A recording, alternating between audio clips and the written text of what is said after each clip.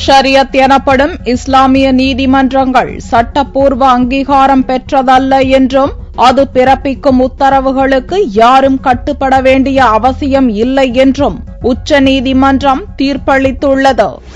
முஸ்லிம் மதகுருக்கள் தலைமையிலான ஷரியத் நீதிமன்றங்கள் முஸ்லிம் மக்களின் அடிப்படை உரிமைகளை பறிப்பதாகவும் இந்திய நீதிமன்றங்களுக்கு இணையாக செயல்படும் ஷரியத் நீதிமன்றங்களை சட்டவிரோதமானது என்று அறிவிக்க வேண்டும் எனவும் டெல்லியைச் சேர்ந்த விஸ்வாலோசன் மதன் என்ற வக்கீல் 2005ஆம் ஆண்டு உச்சநீதிமன்றத்தில் வழக்கு தொடர்ந்தார். மாமனாரால் கற்பழிக்கப்பட்ட இளம்பெண்ணை கணவனிடமிருந்து பிரித்து மாமனாருடன் சேர்ந்து வாழ வேண்டுமென ஷரியத் நீதிமன்றம் ஃபத்வா பிறப்பித்ததை மனுதாரர் விஸ்வாலோசன் மதன் சுட்டிக்காட்டி வாதாடினார். தனிநபரின் உரிமைகளை பாதிக்காத வரையில் முஸ்லிம் மத சட்டத்தில் தலையிட முடியாது என்று மத்திய அரசு கருத்து கூறியிருந்தது.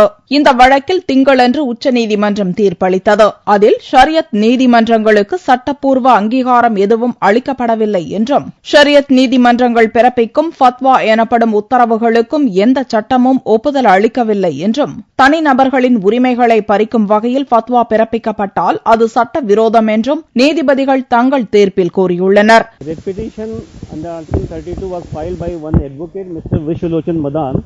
His basic prayer was that these qazis and muftis, they are running parallel courts, and they should be stopped from doing so, and nobody can run a parallel court in India. And they have cited the case of Imrana, in which fatwa was given that the father-in-law has committed offence with the daughter-in-law, and the marriage was declared illegal.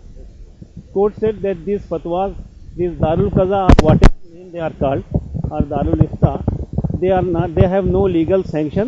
Therefore, it can't be said that they are running parallel judiciary. ஒரு தனிநபர் தானாக முன்வந்து ஷரியத் நீதிமன்றத்தில் முறையிடாத வரை அவரது அடிப்படை உரிமைகளை பறிக்கும் வகையில் எந்த உத்தரவையும் ஷரியத் நீதிமன்றங்கள் பிறப்பிக்க கூடாது என்றும் நீதிபதிகள் தீர்ப்பில் கூறியுள்ளனர்.